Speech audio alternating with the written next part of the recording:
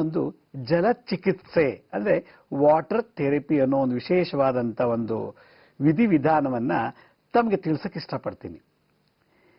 ಒಬ್ಬ ಮನುಷ್ಯನಿಗೆ ಶರೀರದಲ್ಲಿ ಅವನ ಹೈಟು, ಅವನ ಎತ್ತರ, ಅವನ ತೂಕದ ತಕ್ಕಂತೆ, ಅವನ ವೆಯ್ಟು ಮತ್ತೆ ಹೈಟ್ ತಕ್ಕಂತೆ ಬಾಡಿನಲ್ಲಿ ಮಿನರಲ್ಸ್ ಇರಬೇಕು. ಮಿನರಲ್ಸ್ ಅಂದ ತಕ್ಷಣನೇ ಶರೀರದಲ್ಲಿ ಸುಮಾರು ಒಬ್ಬ ಮನುಷ್ಯನಿಗೆ 18 ವೆರೈಟೀಸ್ ಮಿನರಲ್ಸ್ಗಳಿರ್ತದೆ. ಕನ್ನಡದಲ್ಲಿ ಅದಕ್ಕೆ ಖನಿಜ ಅಂತ ಕರೀತಾರೆ. ಭೂಮಿನಲ್ಲಿ ಚಿನ್ನ ಸಿಗುತ್ತೆ, ಬೆಳ್ಳಿ ಸಿಗುತ್ತೆ, ಕಬ್ಬಿಣ ಸಿಗುತ್ತೆ, ಮೆಗ್ನೀಷಿಯಮ್ಮು, ಹೀಗೆ ಹಲವಾರು ಖನಿಜಗಳು ಸಿಗುತ್ತೆ. ಹೀಗೆ 103 ಖನಿಜಗಳು ಪ್ರಕೃತಿ ಸಿಗುತ್ತೆ. ಆ ಪ್ರಕೃತಿ ಸಿಗತ್ತ ಆ ಖನಿಜಗಳಲ್ಲಿ 18 ಮನುಷ್ಯನಿಗೆ ಬಹಳ ಇಂಪಾರ್ಟೆಂಟು. ಆ 18ರಲ್ಲಿ ಇವತ್ತು ನಾನು ಕಾಪರ್ ಅಂದ್ರೆ ತಾಮ್ರದ ಒಂದು ಮಿನರಲ್ಸ್ ಮನುಷ್ಯನಿಗೆ ಏನೆಲ್ಲ ಉಪಯೋಗ ಮಾಡಿಕೊಡುತ್ತೆ, ಆ ತಾಮ್ರದ ಮಿನರಲ್ಸ್, ಕಾಪರ್ ಮಿನರಲ್ಸ್ ಏನಾದ್ರು ಶರೀರದಲ್ಲಿ ಕಮ್ಮಿ ಆದಾಗ ಏನೆಲ್ಲ ಕಾಯಿಲೆಗಳು ಸೃಷ್ಟಿಯಾಗತ್ತೆ, ಅಥವಾ ಕಾಪರ್ ಅನ್ನೋ ಒಂದು ಮಿನರಲ್ಸ್ ಜಾಸ್ತಿ ಆಗಿಬಿಟ್ರೆ ಏನೆಲ್ಲ ತೊಂದರೆಗಳಾಗತ್ತೆ.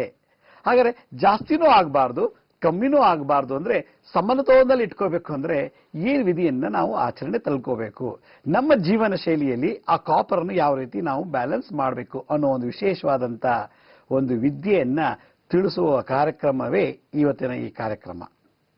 ಹೀಗಾಗಿ ಈ ಒಂದು ಜಲ ಚಿಕಿತ್ಸೆ ಬಗ್ಗೆ ವಿಶೇಷವಾದಂಥ ಮಾಹಿತಿಯನ್ನು ಕೊಡೋದಕ್ಕೆ ಮುಂಚೆ ಅದಕ್ಕೆ ಬೇಕಾದಂಥ ಕೆಲವು ಸಿದ್ಧತೆಗಳನ್ನ ಮಾಡ್ಕೊಳ್ಳೋದು ಹೇಗೆ ಅನ್ನೋದನ್ನ ತಿಳಿಸ್ತೀನಿ. ನೋಡಿ, ಇಂದಿನ ಕಾಲದಲ್ಲಿ ಈಗಿನ ಥರ ಫ್ರಿಡ್ಜ್ ಅಂತೆ ಅಥವಾ ಅದೇನು ರೆಫ್ರಿಜರೇಟ್ರು ಅಥವಾ ಬೇರೆ ಥರ ಏನೋ ಒಂದು ಯುಟೆನ್ಸಿಲ್ಸ್ ಯೂಸ್ ಮಾಡ್ತಿರಲಿಲ್ಲ. ಇಲ್ಲ ಮಣ್ಣು, ಮೃತ್ತಿಕಾ ಅಂದ್ರೆ ಮಣ್ಣು, ಅಥವಾ ತಾಮ್ರ ಅಂದ್ರೆ ಹಿತ್ತಾಳೆ, ಈ ಥರದ್ದು ಒಂದು ಪಾತ್ರೆಗಳನ್ನು ಯೂಸ್ ಮಾಡಿ ಹಿಂದಿನ ಕಾಲದಲ್ಲಿ ಅಡುಗೆಗಳನ್ನ ಮಾಡ್ತಾ ಇದ್ರು. ಮತ್ತೆ ಅದರಲ್ಲಿ ಅನೇಕ ವಿಧವಾದಂಥ ಪದಾರ್ಥಗಳನ್ನು ಸ್ಟೋರ್ ಮಾಡ್ತಾ ಇದ್ರು. ಯಾಕೆಂದ್ರೆ ಇದರತಕ್ಕಂಥ ಗುಣ ಅದಕ್ಕೆ ಬರಲಿ ಅಂತೇಳಿ ಆ ಬಂದಂಥ ಗುಣ ಹೊಂದಂಥ ಒಂದು ಪದಾರ್ಥಗಳನ್ನ ನೀರಿನ ರೂಪದಲ್ಲಿ, ಪಾನೀಯಗಳ ರೂಪದಲ್ಲಿ, ಊಟದ ರೂಪದಲ್ಲಿ ತಗೊಳ್ತಾ ಇದ್ರು. ಮನುಷ್ಯ ದಿನನಿತ್ಯ ಊಟ ಮಾಡ್ತಾನೆ. ಆ ಊಟದಲ್ಲಿ ಕಾರ್ಬೋಹೈಡ್ರೇಟ್ಸ್ ಇರಬೇಕು, ಪ್ರೋಟೀನ್ಸ್ ಇರಬೇಕು, ವೈಟಮಿನ್ಸ್ ಇರಬೇಕು, ಮತ್ತೆ ಎನ್ಸೈಮ್ಸ್ ಇರಬೇಕು, ಜೊತೆಗೆ ಫ್ಯಾಟ್, ಕೊಬ್ಬು. ಈ 5 ಪದಾರ್ಥಗಳು ಶರೀರದಲ್ಲಿದ್ದಾಗ ಮಾತ್ರ ಅವನು ಮನುಷ್ಯನಾಗಿ ಬದುಕ್ತಾನೆ. ಈ 5ರಲ್ಲಿ ಯಾವ್ದಾದ್ರು ಒಂದು ಫ್ಯಾಟ್ಸು ಅಥವಾ ಕಾರ್ಬೋಹೈಡ್ರೇಟ್ಸು, ಪ್ರೋಟೀನ್ಸು, ವಿಟಮಿನ್ಸು, ಎನ್ಸೈಮ್ಸ್, ಈ 5ರಲ್ಲಿ ಯಾವ್ದಾದ್ರು ಒಂದು ಕಮ್ಮಿ ಆಯ್ತು ಅಂದ್ರೆ ಏನಾದ್ರೂ ಒಂದು ಕಾಯಿಲೆ ಬಂದ್ಬಿಡುತ್ತೆ. ಆಗಿನ ಕಾಲದ ಋಷಿ ಮುನಿಗಳು ವೇದ ವಿಜ್ಞಾನದ ಸಮಯದಲ್ಲಿ, ಅದೇ ವೇದಿಕ್ ಸೈನ್ಸ್ನಲ್ಲಿ ಯಾವ ರೀತಿ ಇದನ್ನು ಬ್ಯಾಲೆನ್ಸ್ ಮಾಡ್ತಿದ್ರು ಅಂದ್ರೆ ಈ ಒಂದು ತಾಮ್ರದ ಪಾತ್ರೆನಲ್ಲಿ ಚೆನ್ನಾಗಿ ಶುದ್ಧಿ ಮಾಡಿಬಿಡ್ತಾ ಇದ್ರು. ನೋಡಿ, ಈ ರೀತಿ ಒಳಗೆ ಚೆನ್ನಾಗಿ ಶುದ್ಧಿ ಮಾಡಿಬಿಟ್ಟು ಈ ಶುದ್ಧಿ ಆದಂತ ಪಾತ್ರೆ ಒಳಗಡೆ ಜಲವನ್ನು ತುಂಬಿಡ್ತಾ ಇದ್ರು. ಕಂಪ್ಲೀಟಾಗಿ ಜಲವನ್ನು ತುಂಬಿಟ್ಟು ಹೀಗೆ ಪಾತ್ರೆಗಳನ್ನು ಚೆನ್ನಾಗಿ ತೊಳೆದು ಹುಣಸೆ ಹಣ್ಣಲ್ಲಿ ತೊಳಿಬೇಕು ಅಂತ ಶಾಸ್ತ್ರ ಹೇಳ್ತದೆ. ಈಗ ಈ ಹುಣಸೆ ಹಣ್ಣು ತೊಳೆದಿರುವಂತ ಪಾತ್ರೆಗಳಲ್ಲಿ ಶುದ್ಧವಾದ ಜಲವನ್ನು ತುಂಬಿಟ್ಬಿಟ್ಟು ಇದಕ್ಕೆ ಒಂದು ಶಕ್ತಿಯನ್ನ ಶೇಖರಣೆ ಮಾಡುವ ಒಂದು ಫಲವನ್ನು ಕೊಡಬೇಕು. ಏನಂದ್ರೆ ತುಂಬಿದ ನೀರಿಗೆ ನಾವು ಶುದ್ಧವಾದಂಥ ತುಳಸಿಯನ್ನ ಹಾಕ್ಬೇಕು. ನೋಡಿ, ಇದು ತುಳಸಿ. ಈ ಒಂದು ಜಗ್ಗಲ್ಲಿ ಕಂಪ್ಲೀಟ್ ಆಗಿ ನೀರು ತಗೊಂಡು, ಸಂಪೂರ್ಣ ನೀರು ತಗೊಂಡು ಇದಕ್ಕೆ ಕಡೆ ಪಕ್ಷ 11 ತುಳಸಿ ದಳ, 1, 2, 3, 4, 5, 6, 7 ಹೀಗೆ 8, 9, 10, 11 ತುಂಬಿದ ನೀರಿಗೆ 11 ದಳ, 15ರಿಂದ 25 ವರ್ಷದ ಒಳಗಿರುವಂತ ವಯಸ್ಸಿನವರು 15 ದಳ ತುಳಸಿಯನ್ನು 1 ಲೀಟರ್ ನೀರಿಗೆ ಹಾಕಬೇಕು. 15ರಿಂದ 25 ವರ್ಷವರೆಗೆ 11 ತುಳಸಿ ದಳ, ಅಥವಾ 25ರಿಂದ ಮೇಲ್ಪಟ್ಟಂತವರು ಸುಮಾರು ಒಂದು 30ರಿಂದ 40 ತುಳಸಿ ದಳಗಳನ್ನ ಹೀಗೆ ಕಟ್ ಮಾಡಿಬಿಟ್ಟು ನೀರೊಳಗೆ ಹಾಕ್ಬಿಟ್ಟು ನೀರು ತುಂಬಿಟ್ಬಿಟ್ಟು ರಾತ್ರಿ ಹೊತ್ತು ಇಡಬೇಕು. ಅಂದ್ರೆ ಹಿಂದಿನ ರಾತ್ರಿ ಇದನ್ನ ಒಂದು ನೀರು ತುಂಬಿ ಅದಕ್ಕೆ ಸುಮಾರು ಒಂದಷ್ಟು ತುಳಸಿ ದಳವನ್ನ ಹಾಕಿ ಭದ್ರವಾಗಿ ಇದನ್ನು ಮುಚ್ಚಬೇಕು. ಹೀಗೆ ಮುಚ್ಚಬೇಕು. ಈಗ ಎಲ್ಲ ತುಳಸಿ ದಳಗಳನ್ನ ಹಾಕ್ಬಿಟ್ಟು ಈಗ ನೀರಲ್ಲಿ ಹಾಕಿದೀವಿ, ಇದನ್ನ ಹಾಕಿ ಹಿಂಗೆ ಮುಚ್ಚಬೇಕು. ಮುಚ್ಚಿಟ್ಬಿಟ್ಟು 4 ಯಾಮಗಳ ಕಾಲ, 4 ಯಾಮ ಕಾಲ ಈ ನೀರಲ್ಲಿ ತುಳಸಿ ನೆನೆಬೇಕು. ಯಾವಾಗ ಈ ನೀರಲ್ಲಿ ತುಳಸಿ ನೆನೀತೋ ತುಳಸಿಲಿರತಕ್ಕಂಥ ಕ್ಲೋರೋಫಿಲ್ ಪಿಗ್ಮೆಂಟ್, ಈ ತುಳಸಿ ಎಲೆನಲ್ಲಿ ಕ್ಲೋರೋಫಿಲ್ ಅನ್ನೋ ಒಂದು ಪಿಗ್ಮೆಂಟ್ ಇದೆ.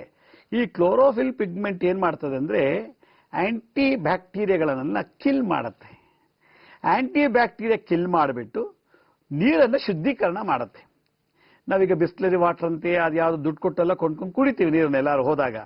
ಆದರೆ ಅದೇ ನೀರಿಗೆ ಯಾವುದೋ ನೀರಾಗಿರಲಿ, ಸಮುದ್ರದ ನೀರು ಅಥವಾ ಕೆರೆ ನೀರು, ಬಾವಿ ನೀರು, ನದಿ ನೀರು ಅಥವಾ ನಿಮ್ಮ ಕಾರ್ಪೊರೇಷನ್ ವಾಟರ್ ಯಾವುದಾದ್ರೂ ಆದರೆ ಆ ನೀರಿಗೆ ಒಂದಷ್ಟು ತುಳಸಿಯನ್ನು ಹಾಕಿ ನೆನೆಸ್ಬಿಟ್ಟು ರಾತ್ರಿ ಹೊತ್ತು ಇಟ್ಬಿಟ್ಟು ಬೆಳಗ್ಗೆ ಎದ್ದ ತಕ್ಷಣ ಅದನ್ನು ನಾವು ಕುಡಿದಿದ್ದೇ ಆದರೆ ವಾಟರ್ ಪ್ಯೂರಿಫಿಕೇಶನ್ ಆಗಿರುತ್ತೆ. ಯಾಕೆಂದರೆ ಆಂಟಿ ಬ್ಯಾಕ್ಟೀರಿಯಾ ಆಂಟಿಸೆಪ್ಟಿಕ್ ಕಾನ್ಸೆಪ್ಟ್ ಈ ಎಲ್ಲೆಲ್ಲಿದೆ.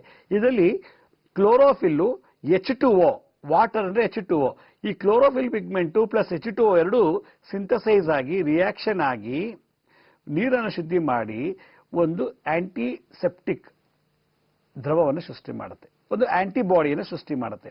ಈ ಆಂಟಿಬಾಡಿ ಬಾಡಿನಲ್ಲಿ ಶರೀರದಕ್ಕಂಥ ರೋಗಾಣುಗಳಿಗೆ ಹೋರಾಟ ಮಾಡೋ ಶಕ್ತಿಯನ್ನು ತುಂಬುತ್ತೆ. ಆದ್ದರಿಂದ ಮೊದಲು ಒಂದು ಪಾತ್ರೆಯಲ್ಲಿ ಈ ಥರ ಜಗ್ನಲ್ಲಿ ಅಥವಾ ತಾಮ್ರದ ಪಾತ್ರೆಯಲ್ಲಿ ಸಂಪೂರ್ಣ ನೀರು ತುಂಬಿ ಅದಕ್ಕೆ ತುಳಸಿನ ಹಾಕಿ ಹಿಂದಿನ ದಿವಸ ರಾತ್ರಿ ಮಲಗೋಕೆ ಮುಂಚೆ ಇದನ್ನ ಹಾಕಿಬಿಟ್ಟು ಸುಮಾರು ಕಡೆ ಪಕ್ಷ 8 ಗಂಟೆಗಳ ಕಾಲ ನೀರು ತುಳಸಿ ಈ ಪಾತ್ರೆ ಒಳಗಿರಬೇಕು. ನೀರು ತುಳಸಿ ಪಾತ್ರೆಲಿದ್ದ ಮೇಲೆ ತಾಮ್ರಕ್ಕೆ ಸಂಬಂಧಪಟ್ಟಂತ ತಾಮ್ರದ್ದೇ ಕಾಪರ್ ಲೋಟಗಳಿದು. ಈ ಲೋಟ ಈ ಕಾಪರ್ ಇದರಲ್ಲೇ ನೀವು ನೀರನ್ನು ಕುಡಿತಾ ಇರಬಹುದು. ಯಾಕೆಂದ್ರೆ ಹೆಚ್ಚೆಚ್ಚಿಗೆ ಕಾಪರ್ ನಮ್ಮ ಶರೀರಕ್ಕೆ ಒಳಗೆ ಹೋಗಿ ಇದೊಂದು ಒಳ್ಳೆ ಅವಕಾಶ. ಕಾಪರ್ನ ಡೈರೆಕ್ಟ್ ಆಗಿ ನಾವು ತಿನ್ನಕ್ಕಾಗಲ್ಲ.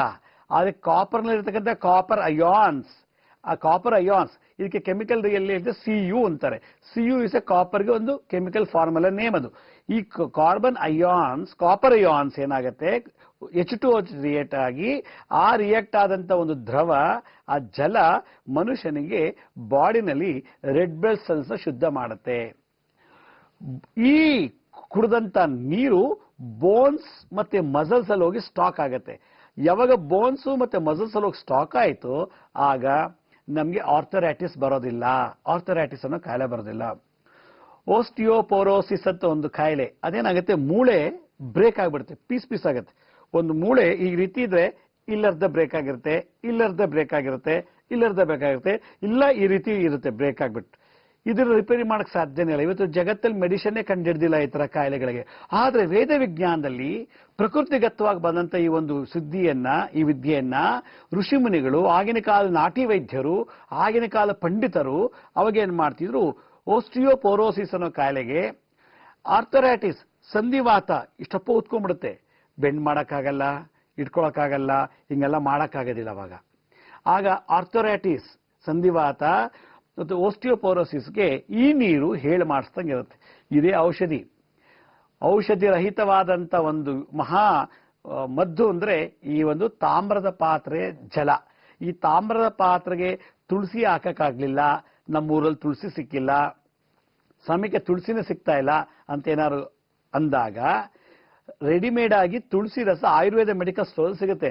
1 ಲೀಟ್ರು ನೀರಿಗೆ 2 ತೊಟ್ಟು ಆ ತುಳಸಿ ರಸವನ್ನು ಹಾಕ್ಬಿಟ್ಟು ಮುಚ್ಚಿಬಿಟ್ಟು ರಾತ್ರಿ ಹೊತ್ತು ಅದನ್ನು ಇಟ್ಬಿಟ್ಟು ಬೆಳಗ್ಗೆ ಎದ್ದ ತಕ್ಷಣ ಇದನ್ನು ಕುಡಿಬೇಕು. ಹಾಗಾದ್ರೆ ಇದನ್ನು ಯಾವ ರೀತಿ ಕುಡಿಬೇಕು ಅನ್ನೋದನ್ನ ನಾನು ಮುಂದಿನ ಭಾಗದಲ್ಲಿ ತಿಳಿಸ್ಕೊಡ್ತೀನಿ.